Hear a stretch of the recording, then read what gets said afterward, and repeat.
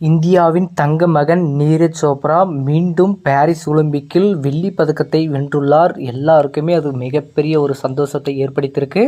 So எல்லாருமே என்ன எதிர்பார்த்தாங்கன்னா, கண்டிப்பாக அவர் தங்கம் அடிப்பாருன்ட்டு அடித்து சொன்னாங்க. ரிஷப் பண்ட் அவர்களும் சொல்லியிருந்தார், நீங்கள் தங்கம் அடித்தா கண்டிப்பாக உங்களுக்கு ரொக்க சன்மானம் இருக்குது அப்படின்னு சொல்லிட்டு அவருக்கு பரிசு வழங்குவதாக சொல்லியிருந்தார். பட் அவர் எதிர்பாராத விதமாக அவரை எதிர்த்து போட்டியிட்ட பாகிஸ்தான் வீரரை வின் பண்ணியிருக்காரு, தங்கம் வின் பண்ணியிருக்காரு. பட் இருந்தாலுமே அவர் தரப்பிலிருந்து பார்த்தீங்கன்னா, இது ஒரு மிகப்பெரிய ஒரு முயற்சின்னு கூட சொல்லலாம். இறுதிப் போட்டி வரை செல்வது அவ்வளோ ஈஸியான விஷயம் இல்லை. இறுதிப் போட்டிக்கு சென்று ஒலிம்பிக்கில் வெள்ளி பதக்கத்தை வெல்வது அவ்வளவு எளிதான காரியம் இல்லை. நீரஜ் சோப்ரா பண்ணியிருக்காரு. ஸோ அந்த அடிப்படையில் பார்த்தீங்கன்னா, ஏற்கனவே அவர் ஒரு தங்கம் வின் பண்ணார். இந்த டைமும் அவர் தங்கம் வின் பண்ணுவார் அப்படின்னு எல்லாருமே எதிர்பார்த்தாங்க.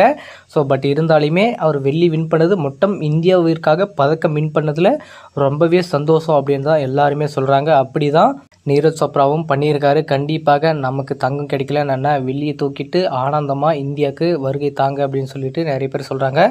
அதே மாதிரி இன்னொரு பக்கம் பார்த்தீங்கன்னா, மல்யுத்த வீரர் வினேஷ் போகத் அவர் எப்படி தகுதி நீக்கம் செஞ்சாங்க அப்படின்னு எல்லாருமே ஒரு சர்ச்சை ஏற்பட்டு கொண்டு இருக்கிறது. ஸோ இறுதிப் போட்டிக்கு நுழைந்து அவருக்கு இறுதிப் போட்டி நாளை இருக்கும் அப்படின்னு அறிவிச்சிருந்த நிலையில் திடீரென அவருக்கு 100 கிராம் எடை அதிகமாக இருக்குன்னு சொல்லிட்டு அவரை தகுதி நீக்கம் பண்ணிட்டாங்க. ஸோ அது எவ்வளோ பெரிய அதிர்ச்சியை கொடுத்துருக்குன்னு தெரியல. இந்த ஒலிம்பிக் சம்மன் இப்போ என்ன பண்ணியிருக்காங்கன்னா, இதை தற்பொழுது அவருடைய வழக்கை எடுத்து விசாரணை பண்ண போகிறாங்க. அதுக்கான விசாரணை இன்று நடைபெற போகிறது. அந்த விசாரணையில் அந்த 100 கிராம் பெரிய விஷயம் கிடையாது அப்படின்னு சொல்லி தீர்ப்பு இவருக்கு சாதகமாக வந்தால் கண்டிப்பாக நமக்கு இன்னொரு தங்கம் இன்னொரு வெள்ளியோ கண்டிப்பாக ஒரு மெடல் நமக்கு இருக்க போகுது. அதில் எந்த ஒரு ஆச்சரியப்படியும் இல்லை. கண்டிப்பாக அவர் எதிர்பார்த்துட்டு இருந்திருப்பார். ஸோ நம்ம கனவு நினைவாகிடுச்சு, கண்டிப்பாக இந்த டைமு இந்த ஒலிம்பிக்கில் நம்ம தங்கம் வெல்வோம், இல்லைனா ஏதாச்சும் ஒரு பதக்கத்தை நம்ம வின் பண்ணி நம்ம இந்தியாவுக்கு பெருமை சேர்ப்போம் சொல்லிட்டு அவர் ரொம்பவே எதிர்பார்த்துட்டு இருந்தார்.